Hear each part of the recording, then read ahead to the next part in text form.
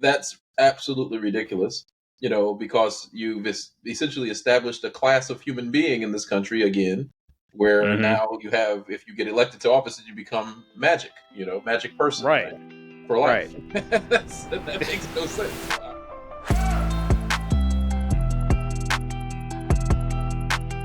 Hey, welcome to Good Guys Getting Better. I'm Christian Hanley. I'm Malene Boatwright. And I'm John Borden. All right, well, we got to hurry up today because John's got more important plans. No, I'm just kidding. But also, yes. But also, yes. All right, we got to get right into it because this has been, I hate when people say it's been a crazy news week because it's like, ever since 2015, it's just been a crazy decade. There's what week hasn't been crazy, but I sent you guys that really important short video. I don't know if you saw the whole thing, but it was just a quick, less than 10-minute clip from Tim Miller of the Bulwark podcast, who put out a quick reaction to just this insane thing that Donald Trump put on his own social media website. I love that the guys at the Bulwark call it a bleat, like a sheep bleating. Instead of a truth, it's a bleat. But in this thing, he writes this screed about how, and this relates to all of the court cases he's embroiled in right now, but basically he thinks that he should have, as a former president, which is not a thing in the United States, once you're out of office, you're just a citizen, thinks that he should get lifelong total immunity from prosecution, civil liability, and everything. So I didn't know, you guys go ahead and jump in. I know, John, you and I are going to have a legal side to this thing as well as the political, but go ahead, jump in. So maybe I should jump in first with my layman's babble. But no, I just think obviously the absurdity of that notion on its face, without any knowledge of the Constitution or anything like that, that's absolutely ridiculous. Because you've essentially established a class of human being in this country again, where now you have, if you get elected to office, you become magic. Magic person, right? For life. Right. That makes no sense, obviously. Which is insane because, it's not even you have to go to law school to know this. You would learn. If we still taught civics in this country, kids used to grow. We grew up learning in civics class. It is the office, not the person. The person fulfills is in the office, whether it's president, governor, whatever, for a term. And once you're out, you're you. Absolutely, and contrary to some of the schools of thought, I think it's still even absurd to even have the officer that is the president being immune from certain criminal and even civil prosecution, because that creates a conundrum that you can't, that would cause a lot of other people grief. It's like if you have immunity in any kind of broad sweeping ideology or whatever, then you're going to create a situation where people have license to do things that are crazy. And unfortunately, we maybe the founders did not anticipate having a crazy person as president, but that's what we've wound up with, is that because of how our politics have evolved, anyone can get elected president, right? Because based on how a group of people see them, and the if they can get enough people to vote for them. It's just that simple. So so I just think it's absurd. But I'll let you guys delve into the legalities of this. So I don't even want to talk about the legality of it. I'm more interested in how it shifts society, like our society specifically. I do think the framers did foresee a scenario like this. So you've got the Constitution, but you also have what people talk about frequently next to the Constitution, and that's the guardrails, right? So there's a level of information that informs why we do why we do what it is that we do. I think for Donald Trump, he is not just presenting a class of person, as you said, a magic class of person, but he is doing the exact opposite of he's attempting to do exactly the opposite of what the framers intended. And that is to have a monarch that is, or a lord that is completely immune from any kind of retribution. I think it's actually interesting, in a very informal way, he is acting like that already. And that's everything from levying taxes on his supporters to help pay his legal bills. It's a good way of thinking of it, yeah. Seriously, to using the office to enrich his children, to set up one of the things that I mentioned in our prep chat was even kind of like this purity test. Wait, you can't tell people we have a prep chat. This is all all I have to say what's in we it. know this, like, just top of yeah.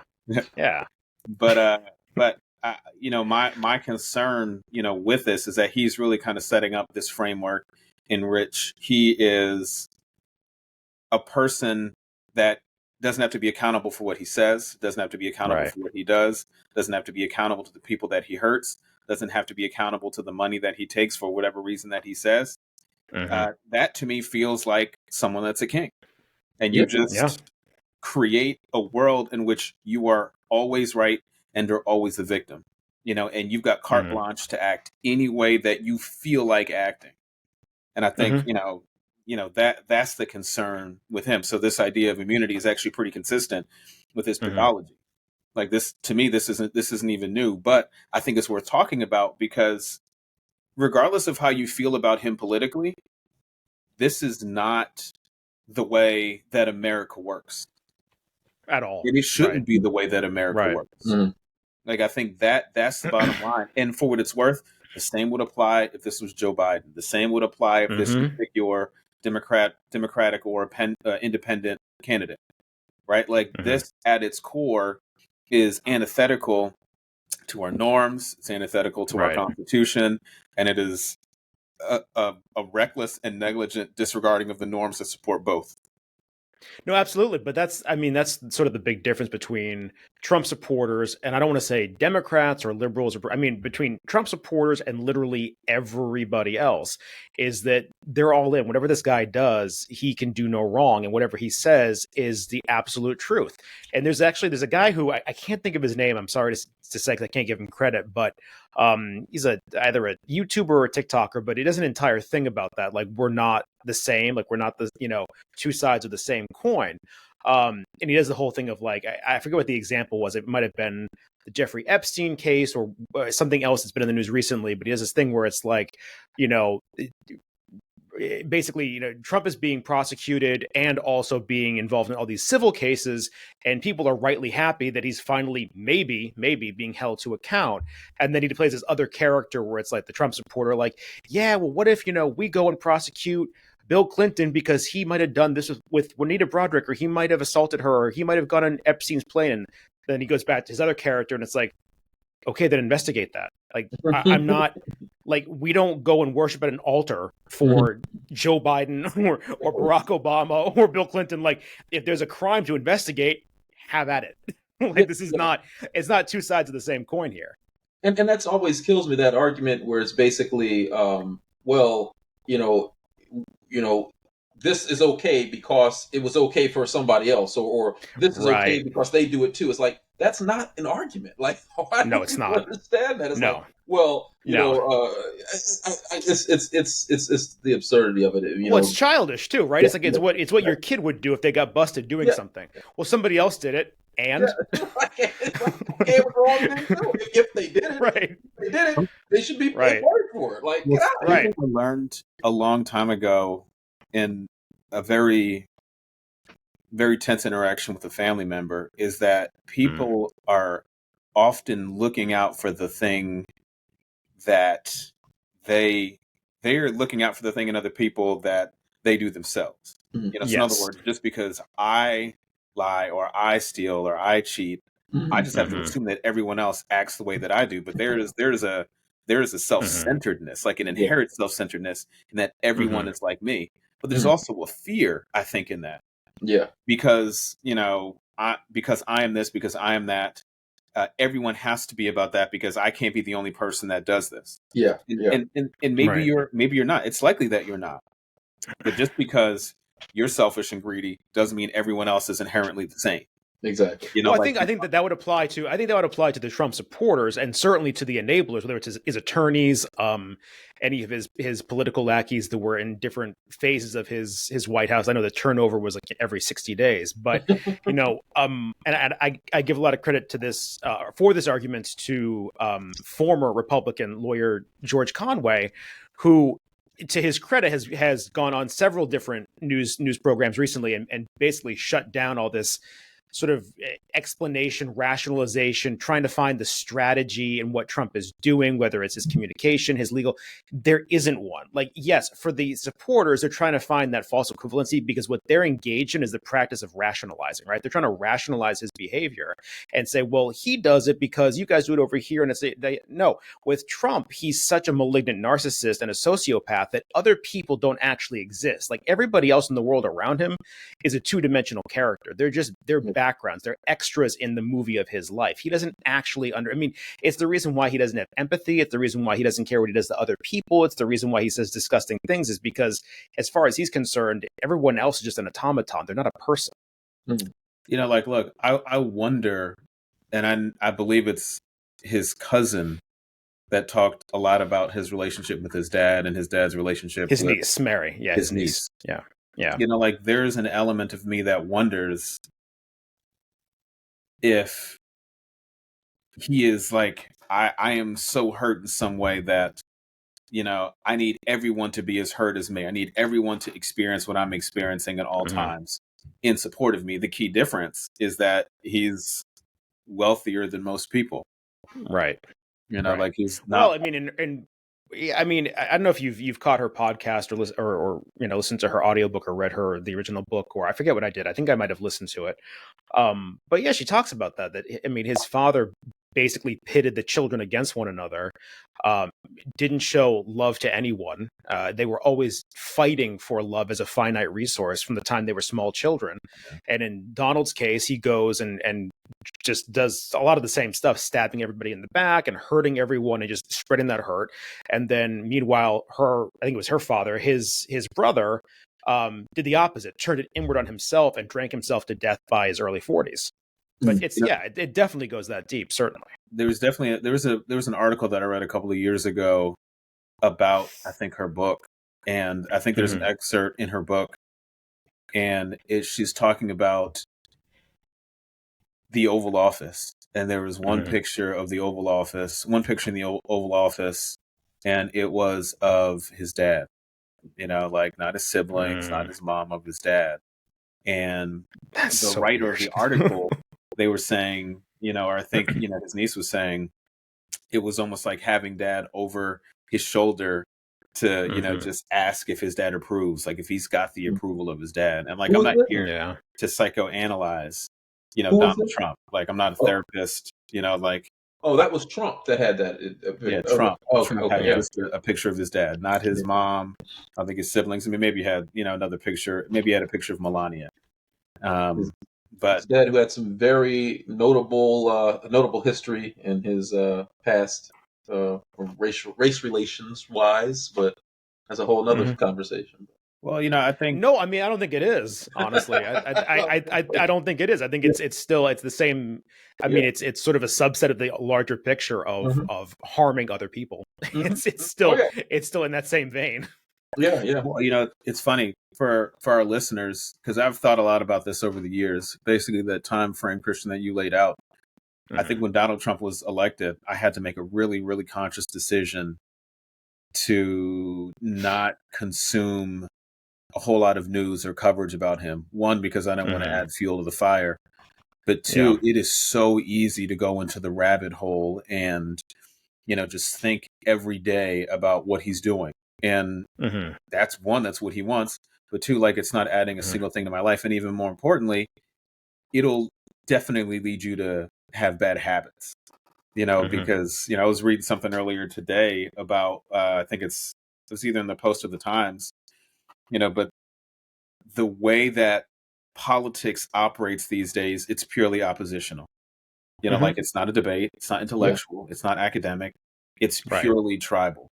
And that isn't like, that's not like a wildly, it's not like, a wildly revelatory thing. It's not like it's a novel idea, but I think what the article was saying is that we've gotten to the point where it's so nakedly oppositional. Like, you're in politics, it is more, the growing sentiment is that I define myself as a X party by opposing Y party. And it was the fact that you can't separate the person from the identity anymore. The politics isn't Right. Their politics isn't a set of beliefs that are, based upon certain experiences, preconceived notions, things, whatever, but that are somewhat malleable and change depending on the circumstances and time. It's like, no, I am this team, this color, whatever. You're not, therefore I hate you. It's as simple as a football game. Yeah. Years ago, one of my best friends, whom Christian, you have met, Aleem, I don't think you met him, but one of my best friends, James Logan, when it was time for me to decide, I was thinking about pledging to fraternity, and I had to register to vote. And I was too young to vote in the previous presidential election, which was George Bush's first. But it was, coming up for the 2004 election. So, I reached out to him. I'm like, what do you think? And he's like, yo, man, I think you should consider being an independent. I was like, I respect you. You're really smart. That sounds cool. I'm going to do it. What I've discovered in my life as an independent is I love the freedom of not having to align with an ideology. Just not, hook, line, and sinker. Just take everything in, because this, then I've got to vote this way. And the reality is, it's so much more nuanced than just being, a Democrat, a Republican. Some people, I've read, some people were independent in the business community in the 80s because nobody wanted to be a Democrat in big business circles in the Reagan era. Yeah. Right? Like you didn't want to do that. Like you were just hiding. And then maybe vice versa, maybe the closest analogy is maybe the Obama era, or even now the Trump era. Like, you got to be really careful of identifying as a Republican. And like, that's silly. Well, I mean, no, it's not. A lot of prominent Republicans have already, not just recently, but over the course of the past, at this point, 7 years, have already renounced their party. I mean, people who are, forget like rank and file. I mean, like Republican lawyers, Republican operatives. Yeah. I mean, I wouldn't say in that case it's silly, because in that case, it really is about something that is bigger than the party. It's the fact that that party has now, the party basically, let's clear one thing up. Like if we're talking about parties as labels, that's one thing. But if you're talking about parties as actual structures and entities that have governing bodies, that have bank accounts and funding mechanisms and fundraising mechanisms and ways of nominating and spending on different candidates, the Republican Party doesn't really exist anymore, right? So Donald Trump's campaign is its own operation that is separate from the Republican National Committee. A lot of local and Republican state and local parties are basically bankrupt or broke. And a lot of the funding for other candidates is all from third parties through PACs and different dark money groups. And so, like at this point, to renounce the Republican Party, if you were and have always been a member, at this point, is really just rejecting that label. The party itself has already been gone for several years. Sure. No, the irony, John, that with what you were saying is that I had the same decision, if you will, when I was registering to vote, and being a couple years older than you, I actually did have the opportunity to vote in that first election, and I struggled with, for the same reasons that you just described. I didn't want to align myself with an organization or a party that I didn't entirely agree with. That being said, I did vote Democrat, but I was like, I just can't do that. But the irony, funny thing is that for the same reason, I was making the decision not to pledge a fraternity either. For the exact same reason. I was like, I can't align myself and call myself a member of these organizations if I was so lucky to cross over, and knowing good and well that they do things that I don't agree with, and that and I'm going to call myself one of them for what? It's not necessary. So, but at the same time, I had to learn and evolve and understand a little bit more the political process and understand the power that you wield. And this is an interesting topic, because this is something else that came to my mind when I watched somebody's Instagram post. I forget the woman's name, but anyway, basically she was talking about how Vice President Harris was giving a presentation. I think she was on The View. It may have been The View or one of the other shows. I'm not sure. It wasn't The View, but she basically presented. They asked her, why are you out? Why are you having difficulty with the 18 to 35-year-old electorate? And it's like, well, you usually connect with them and so forth and so on. And she was having trouble articulating how they were going to get those people back and how they were going to address them. And the poster was basically pointing out how inept that she looked in this conversation, and how out of touch despite the person supposed to be in touch, despite how out of touch she seemed with the demographic that was being discussed.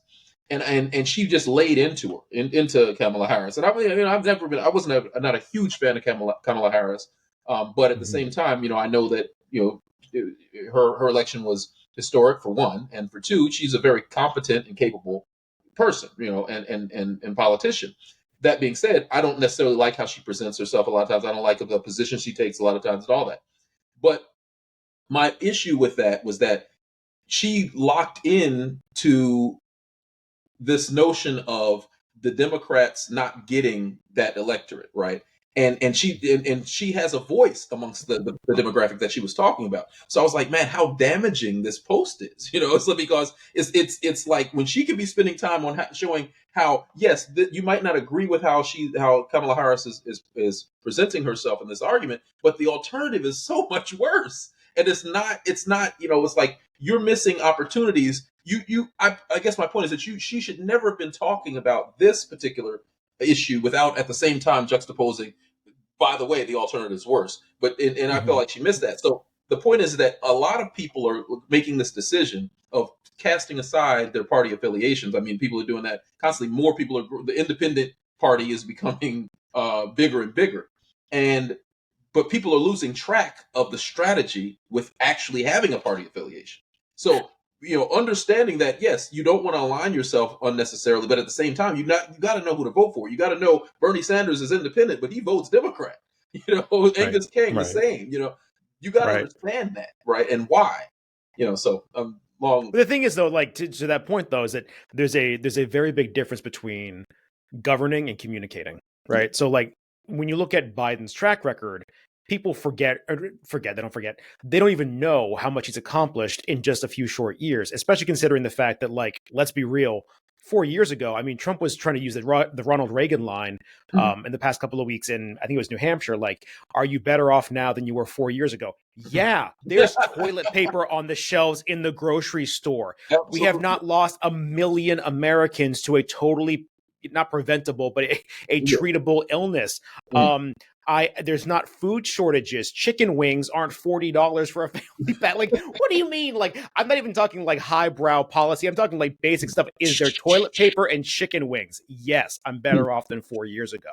Like stuff like that. It's very different. So that's a huge, and that's going to be a problem through the general election too, is that we're talking about like, hey, these guys aren't perfect. Like, she's not the best at, getting in touch with this demographic, and the president is elderly, and yet okay, but then you look at the alternative and it's like they're not communicating that point clearly enough. I think there's also, my take is different. So much of politics is framing your position in the negative. So yes, you need to distinguish yourself from your competition. Like, I think that's important. I think it's also important to talk about your track record. And I think there's some outlets right now like Midas Touch. All they do is talk about like Joe Biden's, accomplishments. And some of them are there, and I think there's a growing, I know consumer confidence is up. There's so many different factors that point to, yes, forget some of, the extreme and the obvious. The economy is doing better. The economy is growing. It's growing at a rate faster than what we thought. Structurally, the country's in a much better place. We talked about this a couple of months ago with Joe Biden and Gaza and Israel. My concern then, as it is now, is that he lost a ton of the moral high ground because he blindly followed Israel into a war, knowing the position that Benjamin Netanyahu and his government has taken on the Palestinians. Yeah. And the folks that are coming of age to vote, they have thought so much about getting towards what's the right thing. Like they have access to information in a way that didn't exist when we were 18 years old. I mean, it's not like the internet wasn't around, but it isn't what it is now. Yeah. Right. So, and there's well, and the problem is there too, and I don't mean to interrupt here, but this is because this will come up in the comments if I don't say this, but like the problem is that then when those young people, and it's not just young people, the two big groups, and they do overlap substantially, that have voiced that concern in this country have been young people and people of color, people who see that when brown children overseas are slaughtered or maimed, there is not nearly the outcry as when a much smaller number of other children, white children, are hurt in any, not just on October 7th of last year, but in any instance whatsoever. And so those groups are key to the Democratic coalition and key to getting Biden reelected. And the reaction has been, whether it's from people in the news media, the anchors of major TV shows watched by tons of people, the Biden administration, congressional leaders across the board, has been, these are stupid kids. They don't understand it yet. They get their information from TikTok, and it's not information, it's just propaganda. I'm paraphrasing, but those words in a lot of cases have been used. And it's like, okay, great. They're not children anymore. You need them to register to vote, because Tufts has put out a study on how many more Americans, especially diverse Americans, non-white Americans, across the South, especially in the Southwest, how many are going to be able to vote for the first time in this next presidential election. And it is more than enough to make it or break it for Biden versus an authoritarian second term for Trump. Like, look, there are a few things, and I think you're right too. There's a few things that are easy benchmarks for Biden and the Democrats to think about. There are a score of kids that were present in mass shootings from, I forget when Sandy Hook was, but let's just say back from Sandy Hook up to now, people that are voting. You know, like there's been so much energy put into creating the narrative where this is not correct and making it clear for everyone, and people believe it, including me. Like, to me, it's obvious. And it's almost like, folks have forgotten that, we've been just storing up this cachet of morality to build to moments like this when you need to tap in. The moral arc, the virtuous arc, the virtuous moral arc bends towards the Democrats. I'm not saying that they're perfect, but and the troubling thing is that they always have to be right too. Like, you can't have a misstep where you've got Ukraine and you've got Gaza in the same breath with two completely different outcomes.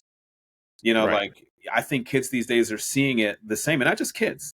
Like, it's easy. I mean, I'm 41 now.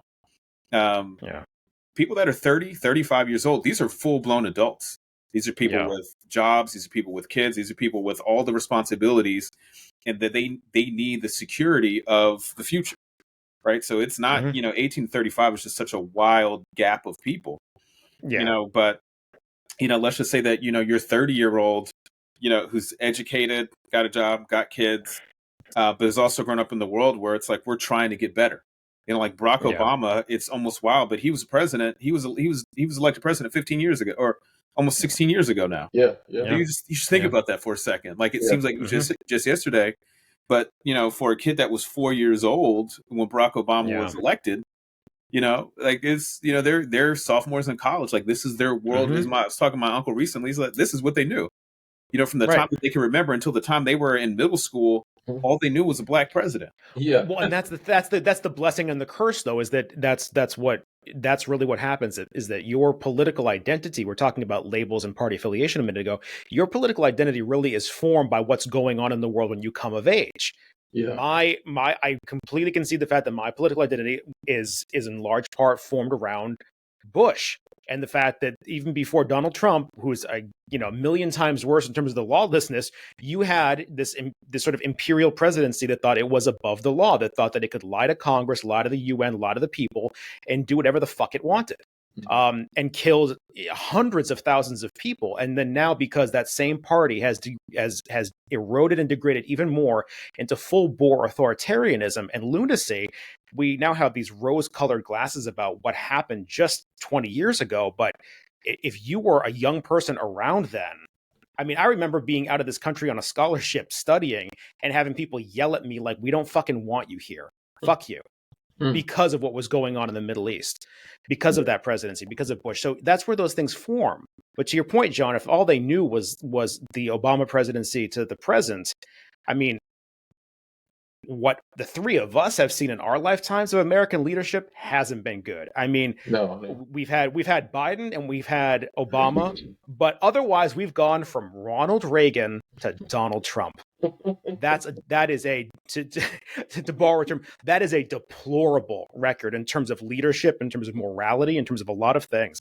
So for kids now, where all they really knew really is Trump, and then we want to make the argument to them, no, we're not the same. Like Biden's has the clear moral high ground, and they're seeing what's going on right now. Yeah, if that's their snapshot entering adulthood, if that's what's going to form their opinions, like, don't talk down to them. Well, that's a good point, Christian. I hadn't really thought about it in that context, but even their concept of leadership and the presidency in general is that well, Obama was president and so was Donald Trump. So the president, it's almost like that's normalized Donald Trump as being president, and to people with broader context, it's like, wow, like even with Reagan and Bush too context, it's like, Donald Trump is not normal. This is not normal. Like, right. No, right. And there are a lot of people who either are younger or who have just gotten interested in politics, possibly partly because of Obama.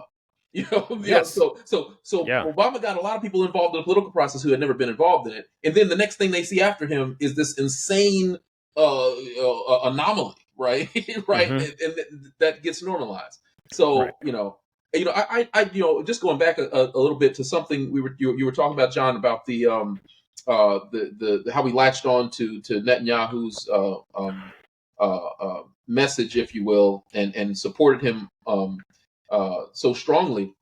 I was thinking a lot about that and how that could have gone any different, because obviously the reason is that the Democratic Party did not want to alienate Israel and the Jewish community in this country in general. So they didn't want that, first of all. But at the same time, they recognize that, all right, well, there is a large part of the constituency that is very defensive about protecting the Palestinians. So what are they going to do? And so I was like, I'm thinking the only way out of it is, like Christian said, going back to what Christian said, is communication, right? We couldn't withhold all money from Israel, right? Because we had to support them in some way in the initial onset of this. But at the same time, our rhetoric could have been so different, right? We could have said very strongly that, hey, this is not a blank check to go kill Palestinians, right? And we will not accept that. We recognize the suffering and the pain and what just happened to you on October 7th, but that does not change the fact that these are human beings with rights and need to be protected. We didn't do children that. In many cases. Children. Exactly. And we didn't do that. We just went all out and said we support Israel and Hamas got to go. It's like, all right, but Hamas is not the only group that's in Gaza, right? Well, I mean, and that's the thing is it's like the partisanship turned to tribalism going on to the larger geopolitical stage as well. It's like it is Team A and Team B. Like there's no subtlety, there's no nuance, there's no complexity. It's just, oh well, I mean, this guy struck our guy. We're gonna stand like it's maddening. Yeah. So I think Israel has been, as we've talked about before, at least as I've talked about before, I understand why Joe Biden so stridently stands by Israel. He is older than the state of Israel. He knows why it exists. Let's not harp on that, though. Well, yeah, I know. I mean, yes. I mean that stats are fun. I mean, not a great talking point for the election. But my point is, I can understand and appreciate the nuance of his position. With that said, I think Israel for a long time has been the Achilles heel of the Democratic Party.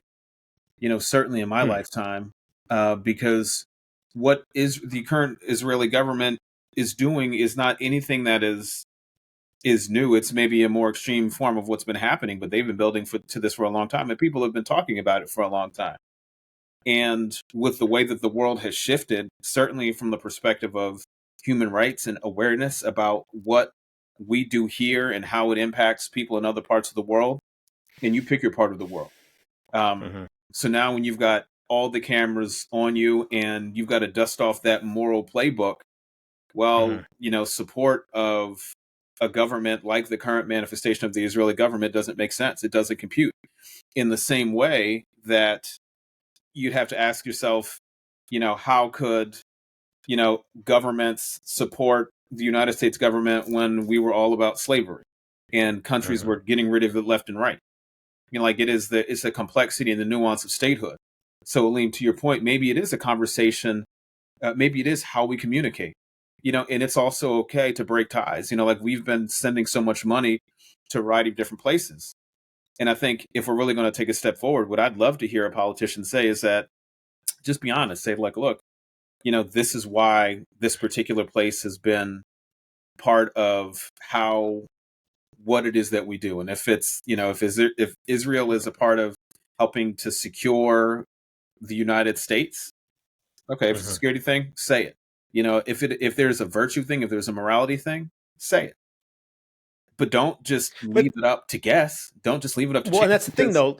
We're all we're wondering what it is now. I'm sorry to cut you off, Christian, but to bring it all. No, I was cutting you off. Harris, if she can't answer it, that's problematic because people are looking for guidance. You look to your leaders to not just be the governing compass, but to be the moral compass as well. And that doesn't necessarily have to be a religious thing. But if we agree to a certain set of rules and values which are clear because we have laws, then how does this comport with this? These are the things that inform our laws. We believe that no one has the right or the privilege to unprovoked kill another person. We've determined that is something that is a part of how we identify as a society. But there are things that inform that. Well, naturally that evolves. I would love to hear our politicians at least say it. You don't have to be angry. You can be contemplative. You can change direction. I know there is always a money impact, and politics is more than just governance. But with that said, for someone like Kamala Harris, where the stakes are relatively low, she is not an elected official per se. She is. Per se. She is. Per se. She is. But she is. I'm sorry, guys. Sorry. I hope our viewers understand the nuance there. Alluding to, but he's our vice president elect. That's the dinner digesting talking. But it is nuanced though, because you have to. You couldn't elect a vice president without the presidential nominee having someone leads the ticket. So it's a little bit different. Right. But still, it's relatively low stakes. You can make this claim and say, look, I think this is where the moral arc. She has the freedom to talk about this. And I don't think she's going to be a radical departure from the president, but you can do it in the same way that Mike did it with Obama. Of moral clarity for Donald, the best that you could possibly do it. Right. But that was his role. It was relatively low stakes. Yep. But it's also the reason, now that, because, he didn't do a good job of it. Now it's difficult for him to say, Donald Trump is X, Y, and Z. But anyway. But I mean, to your point though about making that distinction though, just to take it back a half a beat here, the thing is, there's been reporting in just the past 2 weeks, 1 week even, of personally Joe Biden really just at his wit's end with Benjamin Netanyahu and his government. Just there's been little bits in the news here and about how much he's just losing his patience, and I'm great, go with that, make that public. Don't have that be little tidbits in the media. Speak on that publicly, because right now it is costing him. It's gone from something where you first brought it up on this pod, John, before it became a really mainstream thing, before it was on several other pods, before it was on broadcasting cable news about this could be a really an electoral problem. And I'm I don't know. Let's see. Well, we're there now. This is now a thing, and you called it. I'll give you credit. You called it. And the problem is that, and actually a friend of mine brought this up to me offline a while back, is that especially if you're young, and I don't mean just an 18-year-old, if you're under 40 or even 40 something, Benjamin Netanyahu, whether it's this government he's currently formed with a horrible extreme right-wing coalition of different factions, or any of the previous iterations, he's been there off and on for more than 20 years. 20 years. Now. Oh yeah. So all we've really seen is this guy. And the problem is that, it's horrible, but he had his eyes on expansionism well before this terrorist attack. Yeah. Right. Absolutely. And then he totally screwed up the response to the attack after he was almost ousted from power because of his ploy to give himself more power by attacking that country's judiciary system. The terrorist attack happens, and now he's going full bore. Let's just bomb the shit out of them like George Bush style. Biden, what Biden could do is say, we stand by Israel and as a democratic partner in the Middle East that is valuable to our security. It's mutual. They help us with intelligence, yada, yada, yada. We stand against anti-Semitism here in the United States and abhor any action that attempts to put the actions of the Benjamin Netanyahu's government at the feet of Jewish Americans, et cetera, and so forth. But when it comes to what his government is doing, we cannot support how far they have gone in this attack on Gaza, the indiscriminate bombings. Like, there is a way. This is not, it is complicated. I'm not saying that it isn't, but it is not impossible to communicate. It can be done, and they're just not doing it. Yeah, it just needs to be done, conscientiously. I mean, right. There's people who are paid a good amount of money to write these types of statements and to help shape the conversation, but they're failing. They're failing miserably. Yeah. Like, I mean, yeah. I listened to that and Amanda Seales is the woman's name. I don't know why I forgot her name. I listen to her all the time. I really like a lot of her commentary. But yeah, I agree with her. I was very disappointed just listening to how unprepared for that answer that our vice president was. I'm like, come on, like, it's not. You have to have thought about this, right? You have to understand the nuance that needs to be articulated here. And I agree with you, Christian, is that we could be saying different things and better things about this entire situation that would make it clear to everyone that we don't accept what's going on there, and that there is a limit to how much we can tolerate. And then we need to take action when necessary. And we may especially when it's our tax dollars subsidizing it too. Yeah. I mean, like, not to cut you off, but especially when it's our tax dollars subsidizing it. Yeah. I think I'd love to see two things. One, I'd love to see, to your point, Christian and Aleem, I would love to see a reframing.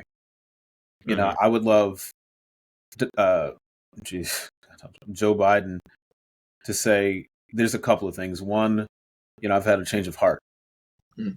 Like a very introspective and thoughtful talk about how he arrived at his support of Israel. And Christian, to your point, distinguish supporting the Israeli community from supporting the Netanyahu government. I think that's one thing. Now, the action is going to be really difficult. And, some of the people in that age range that we've talked to, some of them are pretty resolute. Like, there isn't a thing that Joe Biden could do that would demonstrate. Yeah. Because it could be too late. So many people have died. Yeah. While he has had to come to this conclusion. And that is really, that is the challenge of leadership. That's what you have to own. Like, his inaction and or his support cost the lives of. I reject that notion, and that's the part that I don't like. His inaction did not cost those lives. He wasn't going to stop Israel from doing what they were doing. What we gave them support financially, they were going to take that and run with it, and there was nothing going to stop them other than us saying stop or we'll stop you, because they were going to do that. Netanyahu had say that again. Say that again. We stop or we'll stop you. That's the point. But that's the point. That wouldn't have been acceptable either, though. But that's the point. That's the point where that wouldn't have been expressed publicly. That would have been back channeled if it ever were to happen. Yeah. But that's the point where I think you're losing young people. Like, we came to the aid of the Ukrainians in an instant. Yeah. Like we and it's maybe easier because Russia looks like an enemy to people. Yeah. Right? But we came to the aid militarily. Joe Biden walked on the streets of Kiev. I don't know how to say it. But there's people that pronounce it differently. I don't know. I believe Kiev was the Soviet era transcription from the Cyrillic, and now it's Kiev. I think it's Kiev. Yeah.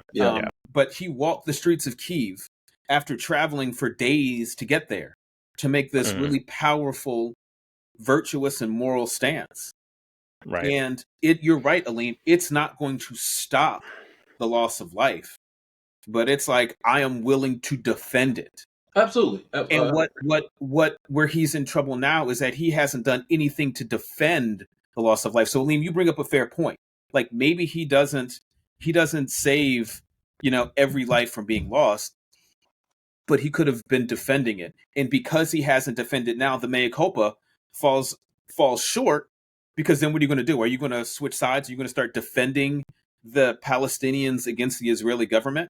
Like, how does that work? But see, that's the thing, is that you don't even need to do that. It's not that's where I really got to push back. It's not about switching sides.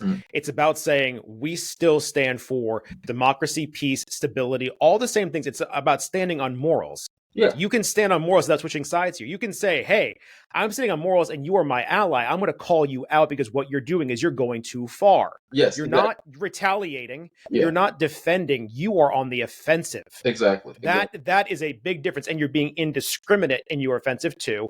And like, look, I'm going to like preempt any pushback here that we might get in comments and stuff. I'm not talking about like the facts and figures that we get back from the Hamas-controlled health ministry. Yeah. I'm not talking about it. I like go to Doctors Without Borders. That is French-founded and internationally, governed. Go to like any of these other agencies where you're talking about international monitoring, United Nations, volunteer doctors and nurses who are there just trying to stop the literal bloodshed. It's a bloodbath that you don't need to rely on one side versus the other's account. There are third parties, independent third parties, who can tell you what is going on there.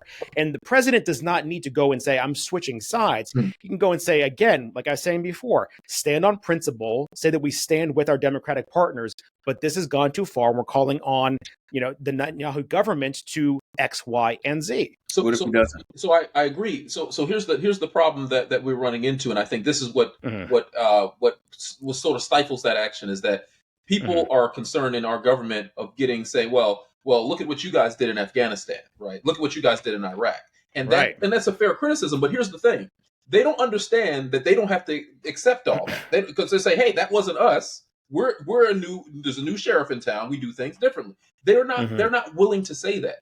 And then there's a part of the electorate who says, if they were to say that, there's a part of the electorate who says, oh, well, you're apologizing for the United States. Well, sure enough, we are. We should be. But so the problem with that is that we're not willing enough. We don't readily enough apologize. We don't readily enough acknowledge when we've gone in the wrong direction.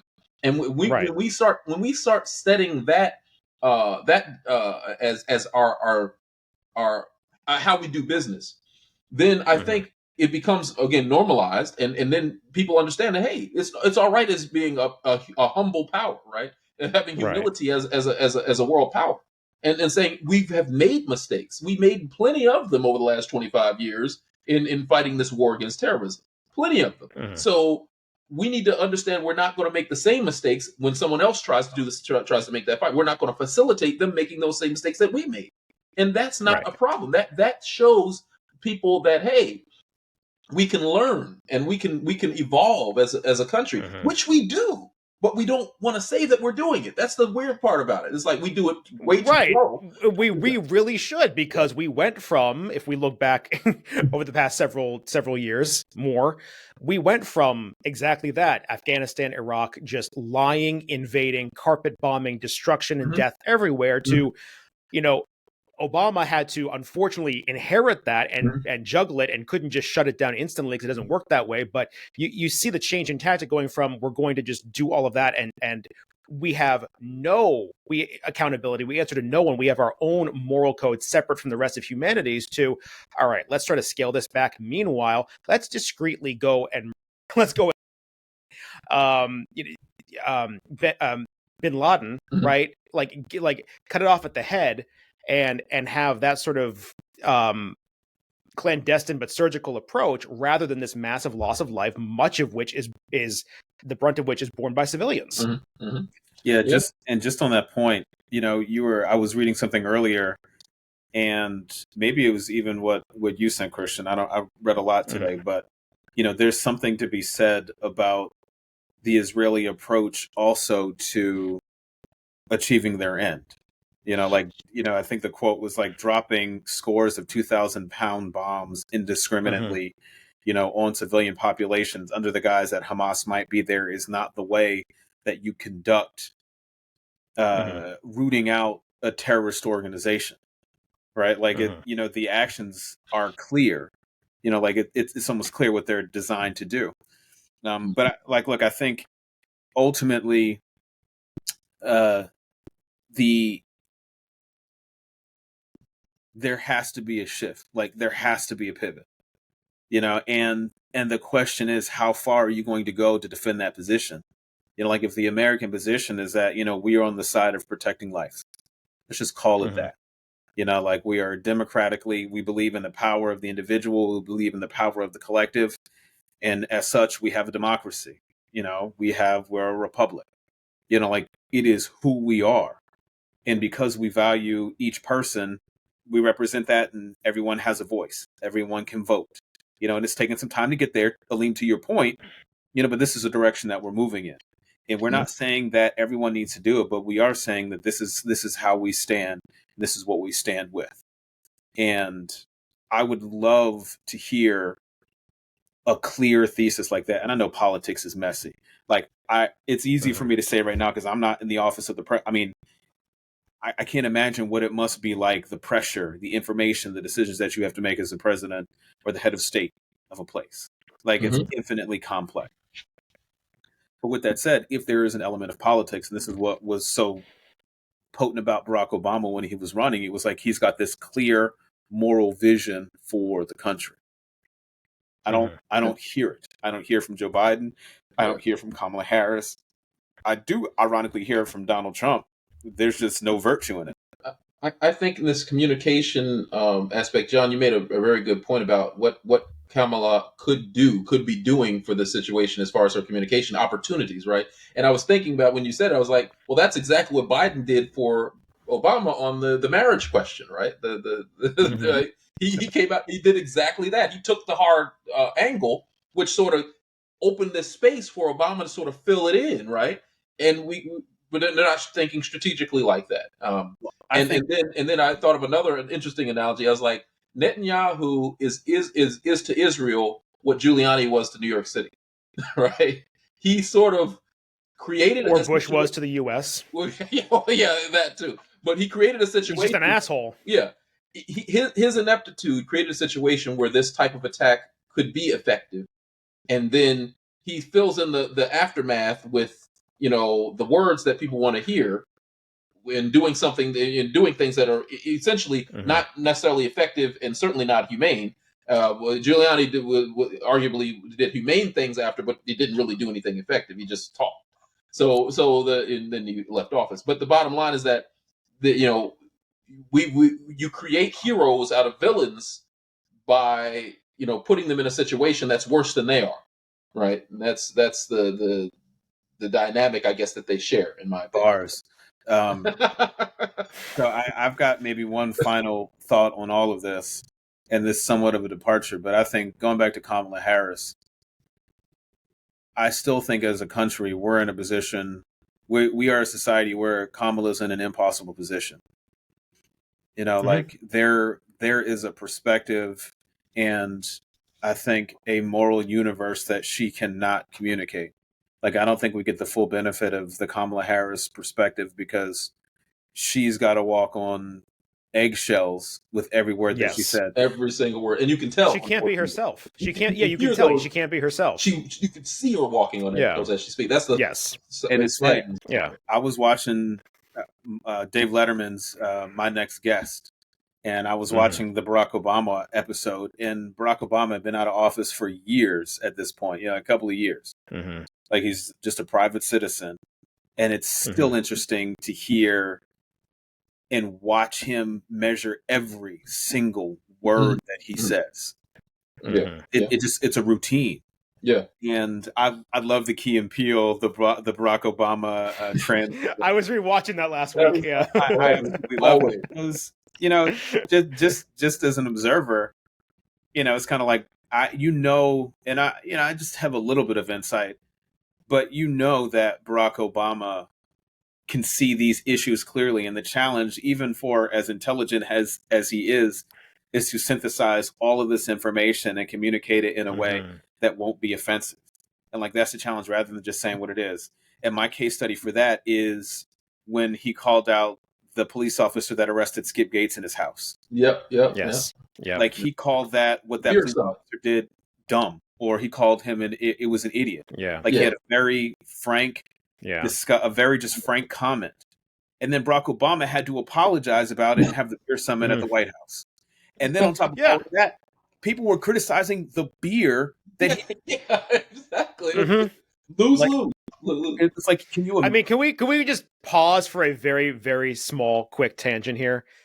Donald Trump had a scandal every single week. Now has, what are we up to? 96 different indictments across 5 different jurisdictions, plus civil liability case for rape, and not the rape itself, but the defamation case arising from rape. The 3 big scandals I can think of. I'm not talking about like policy disagreements around drone strikes or other foreign policy things with Barack Obama, but the 3 big scandals that like Fox News and the right wing got all worked up about: Dijon mustard on a hot dog as opposed to ketchup or some other crap. The tan suit, which if I could pull off that tan suit, I would sleep in that thing. I still have a tan jacket with it. And then the whole thing that they had to like concoct the entire thing around him saying that the officer in Cambridge was dumb and messed up, and then he had to like have the right beer, had to be Bud Heavy, but he got it in a glass bottle instead of like it was so dumb. So I want to maybe just a tangent. You missed one. There was also him and Michelle going on a date to New York City. But I remember I was on vacation shortly after this had happened, and Charles Ogletree, who is obviously famous, he was a famous Harvard law professor, friends of the Obamas, Skip's attorney, and he had a book, and he was talking about, and I hadn't really heard the details of the case, but he talked kind of in great detail about the facts. And when you hear the facts of the case, it is easy to arrive at the conclusion, yes, that the police officer was an idiot in the way that he could. Like, it's not even dispute. I mean, like, it is not even just idiotic. It is negligent. It's unconstitutional. They are certainly, I mean, calling him an idiot was maybe the nicest thing that you could say under the circumstances. And he didn't say that either. He said I think it was a dumb something. It wasn't. I really do think he just said dumb. Yeah. I'd have to go back and check, but I think he could have said that fucking dumbass. He didn't. He said the guy was just dumb. He might even just said it was a dumb decision. He might have even called the guy a name. Right. And and again, I'm not about the whataboutisms, because I also am working really hard this year to think about what am I going to do. Like, I know what other people are going to do. I know what other people are capable of. But it's so important to think about what I want to do. Like, that is what is in my sphere of influence. And in this case, as I think as a leader in my own like work life, like just this delicate balance that in just my small little, work life community, like still how important it is to be so thoughtful and mindful of every words, and how that can curtail what's authentic about your perspective, and what's authentic about your moral worldview, or how you think about the American, at least constituted moral worldview. And I just going back, like I'd love to hear a politician, and maybe it's, and like, look, Kamala has it, as a woman and as a woman of color, like I can only kind of think and reason by analogy. And every time I think about it, I think about my Aunt Susan, and I think about her friends. There's this generation of attorneys that are in their 70s now, mid 70s now, who came of age, in the 60s. And they had the combination of the civil rights movement and wanting to have space of their own, like some of these original gangbangers, so to speak, in terms of Black women professionals. Like, if you want to hear some stories. Is that an appropriate use of that I'm term? rock with that. I just talk about being authentic, man. That's how I talk around the way. Okay. All right. But some of the original OGs, whatever you want to put, where it's like, you got to think about it. And whenever I think about Hillary Clinton, you can say what you want about her, but you talk to anyone that knows her personally, and then you watch her in an interview, and it's like you can almost just see the veneer go up. Like, she's so practical at having to conduct herself this way. One, because she knows that she grew up in a man's world as it pertains to the law. And two, she's got to be strong because people are looking for reasons to not have her in that space. Right. Like, and if you don't believe me, how long was she deposed during the 2000s. 11 hours. Great. 11 hours with I think with one bathroom break. Yep. 11 hours. So it's like, every opportunity that you could. So, like nobody cares about these facts that you guys are saying, because if they don't like you, if they don't think you're, they don't see you as the kind of person that they want in a particular role. They might as well torture you. They wouldn't really care. You're the wrong team. Anything you're they the wrong want team. for you. So it's amazing. Yep. And by the way, he said the police acted stupidly. That's all he said. That's why I was like, he didn't actually call anybody names. He just said the police. Can I tell you? Let me give you a quick personal anecdote about the police in that jurisdiction. I don't mean in that state. I mean in that city, not the metro. That portion, Cambridge. When I was still in school, I was visiting someone, a classmate, with another classmate. There were three of us.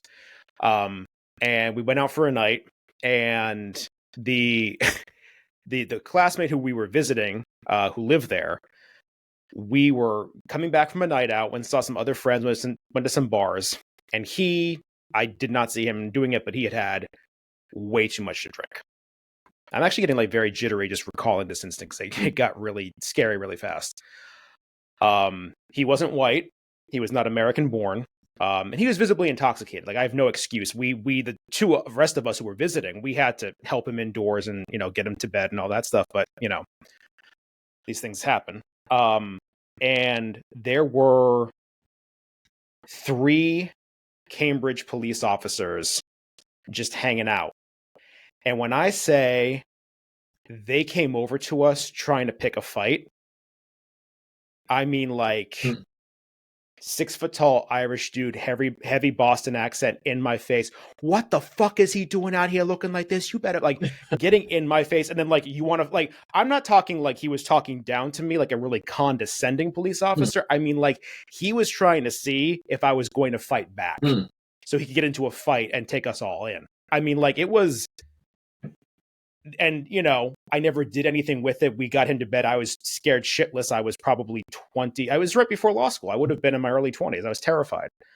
But yeah, so the idea that this police department could be that bigoted, that stupid, that incompetent, yeah, it was literally probably only it was a few years prior to that happening to Skip Gates, and maybe a mile or two away from his house that had happened. So yeah, the president was right, and that's the facts. And it would not have been the first time that you had a situation like that.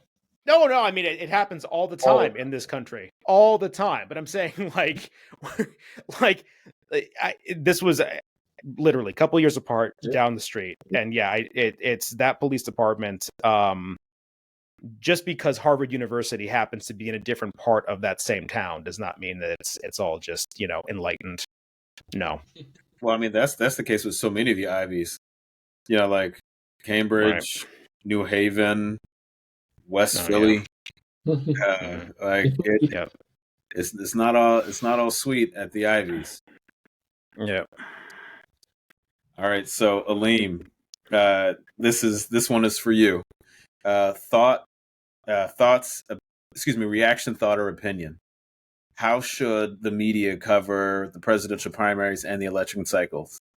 Oh, well, if I had my way, I think this might sound a little funny, but I think we have to treat foolishness as foolishness. We can't.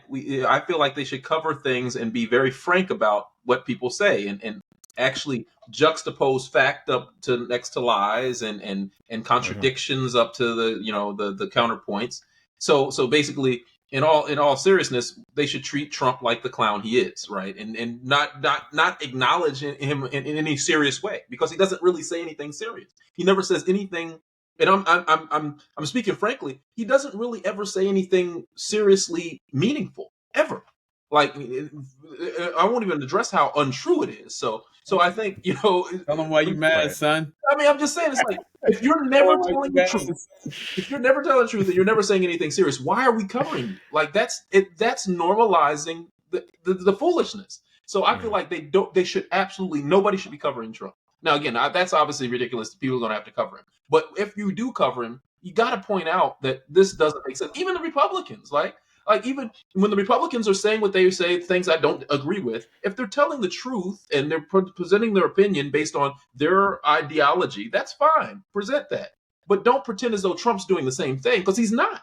Like, he's saying a whole bunch of stuff. He's going to insult you. He's going to say this, that. But, so treat it fairly. That's fair to me. Not giving Trump equal time, not covering what he says. That's not fair, because he's just saying whatever.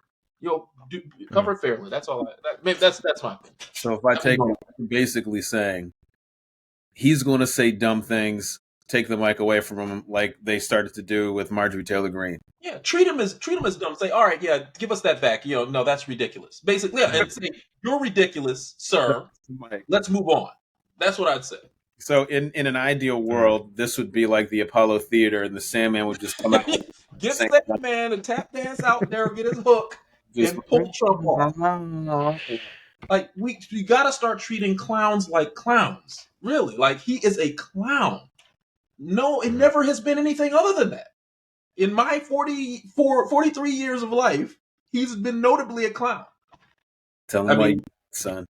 All right, Christian, I'm going to ask this a little bit differently. You need to choose. Yeah. You can either react, you can have a thought, or you can have an opinion. Oh no, I want to react exactly to what Aleem was just saying, because I do agree in part, but I want to react. So to the credit of a lot of reporters, or I shouldn't say reporters, a lot of anchors, they sort of already have done that. There have been many who implemented a policy. I think, for example, of Nicole Wallace, who's now at MSNBC. She used to be George W. Bush's comms person.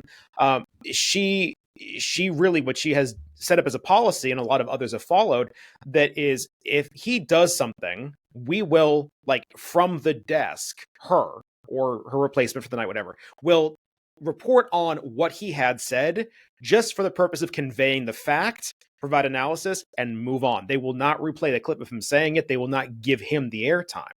I think that needs to be continued and sort of expanded too, because the fact of the matter is, in 2016, the media helped elect Donald Trump, and they did so perhaps not intentionally, but because they knew he was good for ratings, especially one particular cable network based out of Atlanta. And their executive came out and said it. I mean, this is all a matter of public record now, but the fact is, in terms of the hours of free media that they gave him, it was the equivalent of him getting all this extra ad time for which his campaign never had to pay. It was almost an in-kind contribution to his election. They made this whole thing happen between 2015 and 2016. Now, you can say they needed to cover him because of, okay, fine. They could have been doing what's going on right now all the way back then, but it wouldn't have been as good for ratings. And you know what? It might have not gotten him the traction he needed to then get elected. And I'll take it even one step further. Not only do they continue that, but they need to, in every case possible, in every time possible, just drive home to people in the swing states, swing voters, the suburban women they're always talking about during the analysis portion of all these shows right now. Really drive home the binary choice that there is to be made right now. It's not like, well, they're both two old guys. Like, stop that. There's too much of that. Enough of it. Like that, it does not just come down to age. There are much bigger matters at stake and much bigger differences that count much more. They need to be making it clear this is a choice between democracy and authoritarianism. The Biden campaign is already making that case. They need to double down it. The media needs to make that a very clear choice. And because people's memories are so short, we're all busy, we all work, most of us have kids and jobs and all of that shit. I go back to what I was saying before about calling Donald Trump on the reality of the thing and not letting them get away with people's collective amnesia and using that old Reagan line of, are you better off today than you were 4 years ago? No, they should be showing, while they're talking about Trump's campaign and what he's hoping for, the B-roll of that, while one person panelist is here in one frame, the B-roll taking up the rest of the screen during the broadcast needs to be of the empty shelves, of the body bags in New York City, of the people fighting each other for toilet paper. This wasn't 25 years ago. This wasn't 100 years ago. This was the last administration. He wants to bring that back. People love to forget what happened. It was truly awful. And that was only a preview of what will happen if he's allowed back in office. I'd also, to add to that, I'd love to have a video of him shooting jump shots of toilet paper the people in At Puerto Ricans. Yeah, bad jump shots at that, but I digress. Yeah. So you're up, Johnny B. What did you say? You're up. I think you guys said it. I mean, my only my reaction to your reaction, Christian, to Aleem is just don't give it any air, don't give it any oxygen. I mean, it's just that simple. And like he is not looking, to your point, Aleem, he's not looking to say anything meaningful. He's just looking to have people listen to him talk. And whatever it is that he says is fine because he wants to control the universe. Yeah. Maybe literally and figuratively. He wants to control the universe. Yeah. All right. Another. This wasn't on the list, but I'm going to ask it anyway. I'll ask for forgiveness later, guys. All right. Hey, it's we're on your time here. It's your schedule right now that we're up against. You know. So reaction, thought, or opinion. Donald Trump is in mental decline. I mean, or pass. I'll take it. He's definitely we got to do this right. You have to choose reaction, thought, or opinion. You got to choose one. Thought. What's the distinction between a thought and opinion? That's a great question. So a reaction, I hear it, and you immediately, the first thing that comes to your mind, you just start spitting it out unfiltered. Okay. All right. A thought is that you've been pondering this for some time, and you at a minimum have some questions, if not a train of thought that you're going down. In an opinion, you have done all the above and arrived at a conclusion. Opinion. I know how you hate opinions, though, John.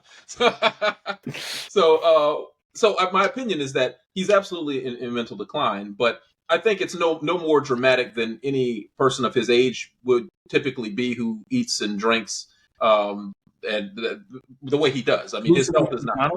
Yes, who's on the McDonald's plan of wellness.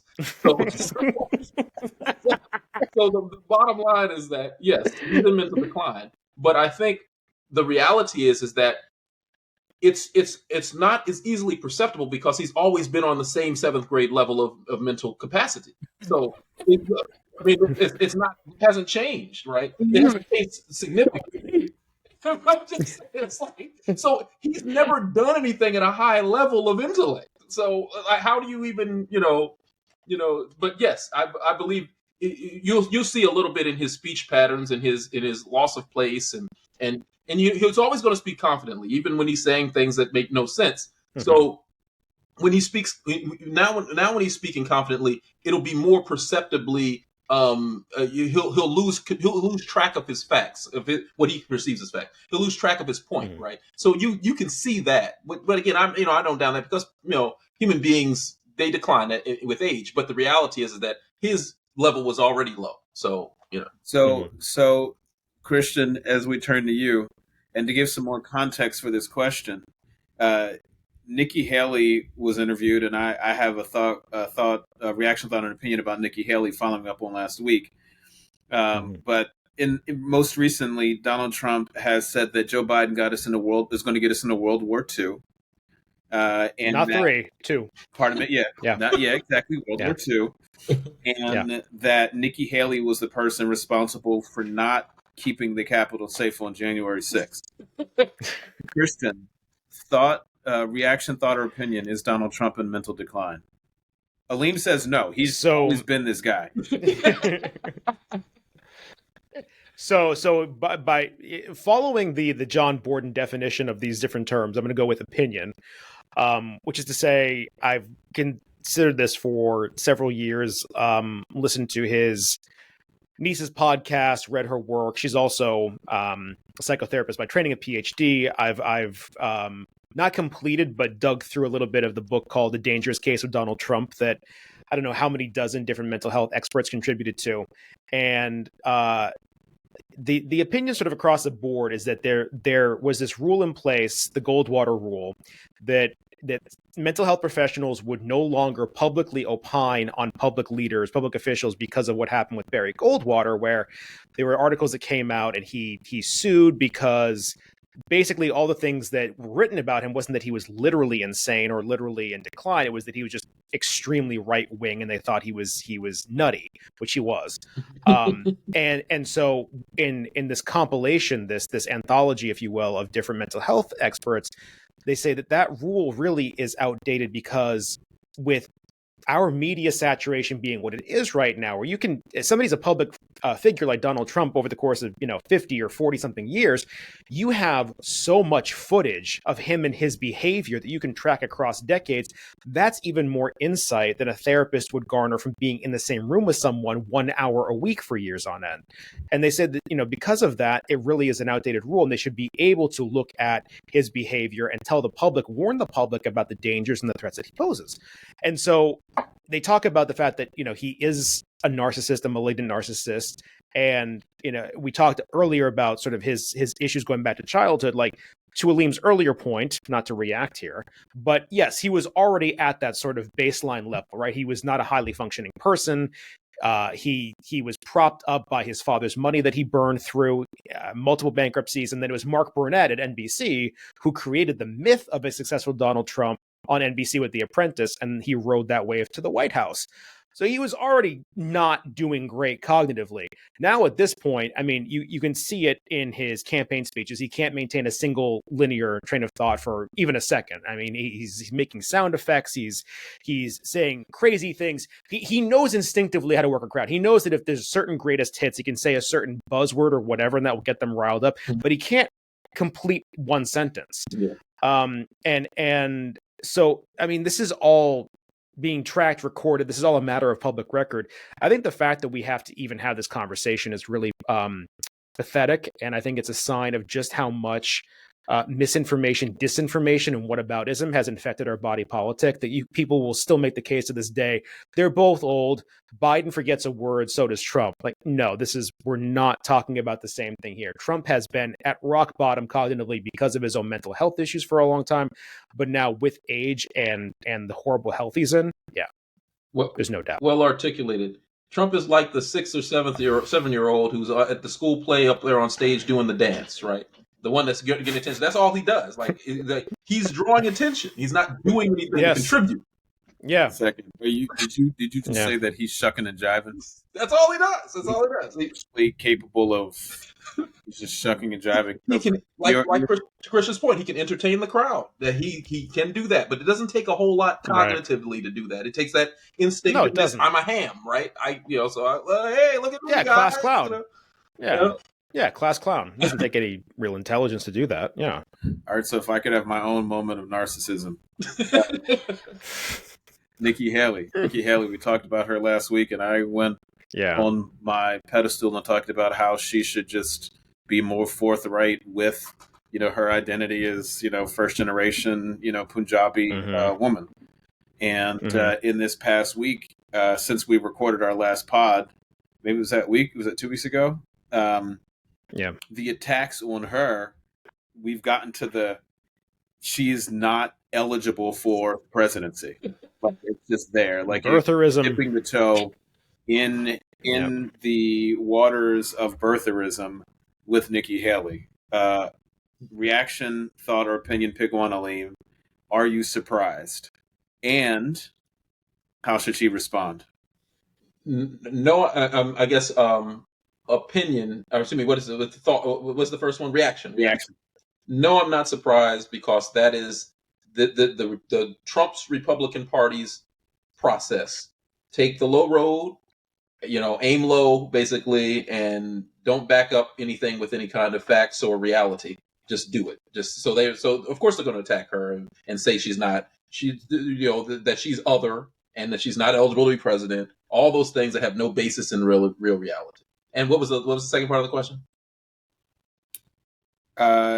Are you surprised, and how should she react? Right? And how should she react? Right. Well, she should react in the way that you suggested, which is doubling down on. Well, I can't say doubling down because she never singled down on it, but she should actually dig in on the train. Yeah. And she should show some pride in her heritage, in all of who she is, American and her ethnicity. So, but of course she's not going to do that. So no threat of that. Wait, she was the governor of South Carolina. You know, like she has a cachet of credibility. You know, like is there not room for her to leverage both at the same time? She even has. Of course, in fact, if she did, she'd probably win some Democrats. Okay. But or not Democrats, but at least independents and swing voters. Well, no, she'd probably win some of the because the people who are breaking off from Biden just are breaking off from Biden just because they don't like Biden. They've said in their mind they don't like Biden, so they're willing to take anything that shows an alternative that's not Trump, right? So I think again, I don't know that. I'm just throwing out there. It's a possibility she could siphon off some of those, but I don't know. But the bottom line is that if she did that, it would make her more popular to non-Trumpians, right? But she wants to be popular with Trumpians because she's aiming for a vice president. Mm-hmm. That's what I think. Let me ask you a bonus question. Should she, a la the 1860 election, break off from the Republican Party but still run as a Republican and just caucus differently and run in the general election? Should she do it? Her lack of courage says she will never do that. Right. But she should. I think she should. If I was advising her, which I'm not, obviously. All right, Chris. I was going to say, I mean, I love this conversation or this segment, but in terms of Nikki Haley, I think that this is probably the most academic conversation we've ever had because she truly will not take anyone's advice, even her own people's. And this is the same person who equivocated on the Civil War question in a New England state. In case you go to New England, you visit any small village, town, whatever, while you're leaf peeping, there's an obelisk memorial in almost every town common. Leaf peeping? What? Did you just say leaf peeping? Yeah, it's what New Yorkers and Philadelphians and Bostonians, they get in the car, go out into rural New England and look at maple trees and shit in the fall time. You've never heard that before? No. I've never heard that either, Joe. Yeah. It's a thing. There's an old Family Guy episode about it from like 20 years ago. It's hilarious. But yes, it's called leaf peeping. Yes. It's when you get stuck in traffic in the middle of like nowhere, Vermont, because people are stopping in the road and taking pictures. I've done it before, but I didn't know that's what it's called. It's a thing. But anyway, the point is, you're in a state where literally like farm boys are taken away from their homes to go and fight against the Confederacy. There's a memorial to them in every single town and village that they're going to be going and talking to people in VFW halls and town halls and all of that. So that was just incredibly ignorant. And she doesn't know who her audience is. I mean, like she may be aiming for Veep right now, but I don't see that happening. Donald's not going to give that to her. That's I don't know literally what she's doing anymore. I want to be fair that I think that, yes, as a woman, especially in this race, on the Republican side, talk about eggshells. There's nothing she can do right in their mind, which is why it's kind of a curiosity, not only why she's doing what she's doing, but how she's going about doing it. And talk about courage or lack thereof. I mean, yes, in a normal campaign, if someone did that, if someone were to say, you're not really American, you're not because of your name, because of your skin color, because of your family, you would go right back at them and get an applause line from your supporters and get news coverage for it. She didn't do that. She went on Fox News and said, America has never been racist. Yes. As someone who is an Indian American who has in the past said that counts as being white, and who has anglicized her name to be able to be a conformist within the Republican Party. I mean, this is the same party who, when Trump last go around, attacked Ted Cruz and his family and accused his father of assassinating JFK and called his wife ugly or whatever he had said. He had one day where he was like, leave Heidi alone. And then now this same guy is one of the first big Republican names to endorse Trump for the general election. This is before Iowa had even finished caucusing.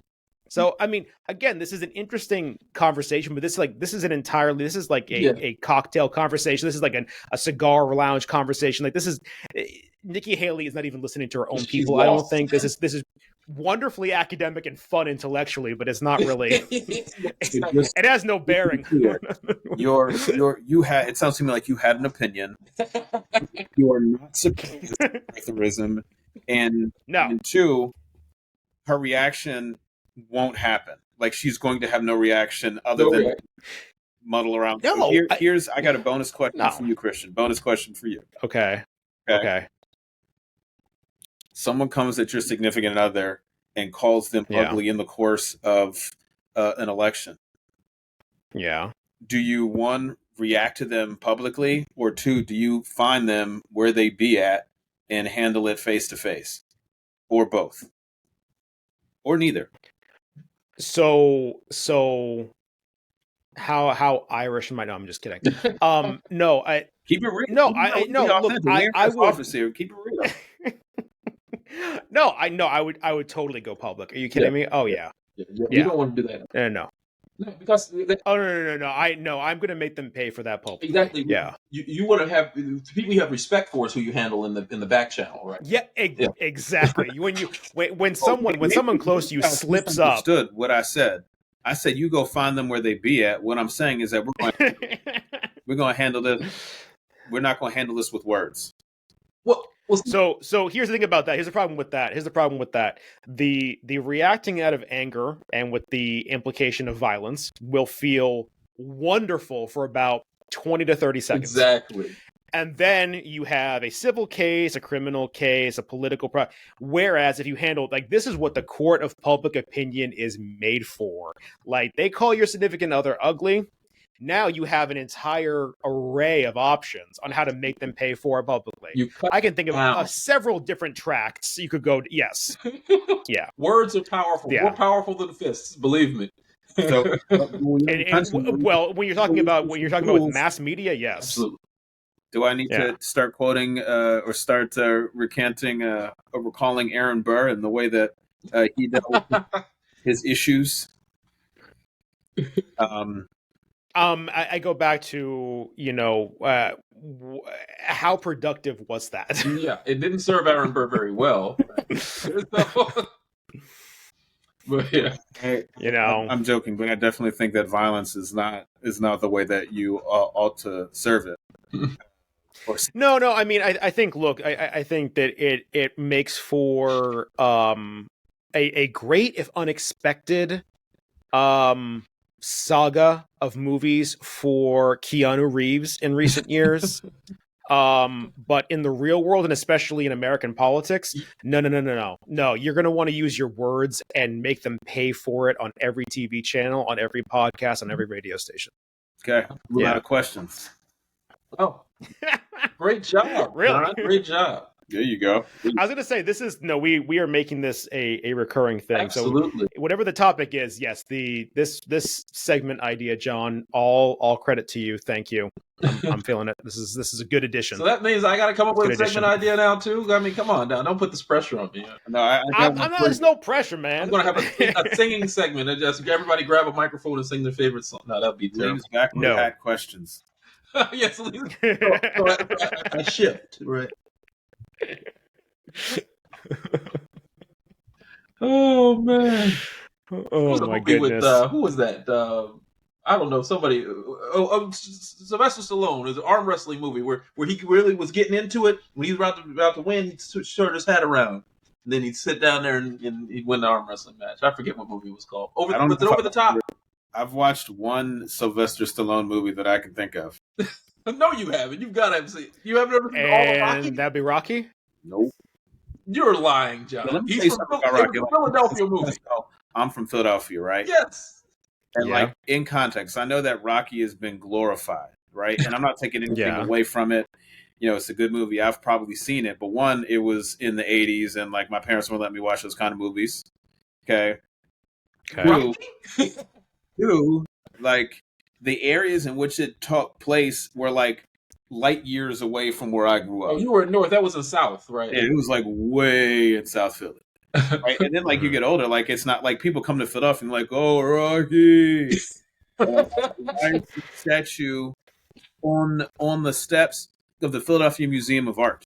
Like if you've ever stepped foot in the Philadelphia Museum of Art, you would leave asking yourself how this bronze bust of a fictional character is outside. Fictional? Outside. You cut that too, Aleem, right? I did. I went like this. Fictitious. Fictional vibes. Was busy leaf peeping. I was busy leaf peeping. This fictitious character is outside of this museum with some of the greatest works ever created, and you got this dude from a movie because he ran up some stairs. It's like, no. Oh, John, you're minimizing the impact that had on the Philadelphia community. Yeah. Nothing. Oh, okay. Well, I mean, you're also crazy about Ben Franklin, and he's not from there either. Neither was William Penn. So, did you see any of his movies, John? Did you see any of Ben Franklin's movies? You know, I have to look it up, but there's actually down the street from my parents' house. I can't think of what he did. There's some interesting history in terms of like the cemetery and plot down the street from my parents' house. The Philadelphia history. My point is, Philadelphia history is actually very, very interesting. Mm-hmm. With that said, I think I've been to the Liberty Bell twice in 41 years. So, I mean, I'm surprised you've been more than once, right? It didn't change. Right? I mean, you have to walk by it. Oh, that's true. Yeah. Like if you have been any time hanging out, like at some point you walk past the Liberty Bell. Hey guys, it's got a new crack in it. Let's go check it out. It's new crack. It's still not as bad as the poor school kids who get dragged to see Plymouth Rock.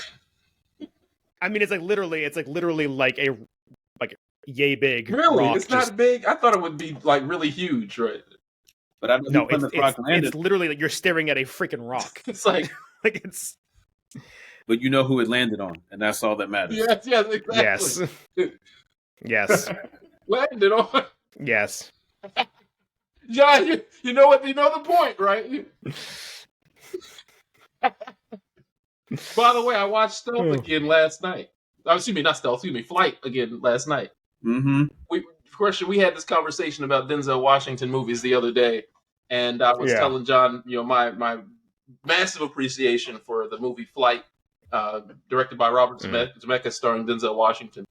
And you got to watch the movie again, John. It's just incredible. I mean, that is the most complex character he's ever played. All right, so here I got to go.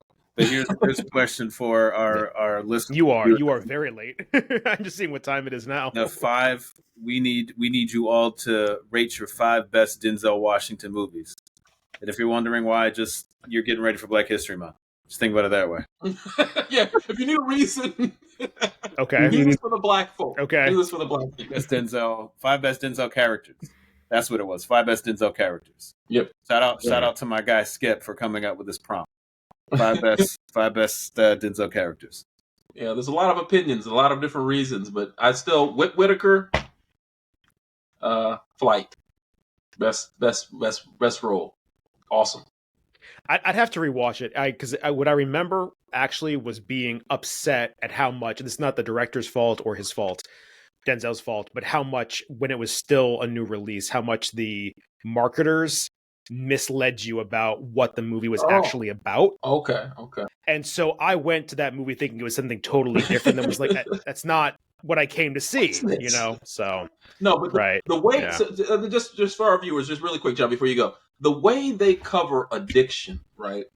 And if you've had issues with addiction, or if you've known people who've had issues with addiction, you have family, the complexities in trying to overcome it, how it can affect other people, how it affects yourself, all the ups and downs through it, how it works chemically.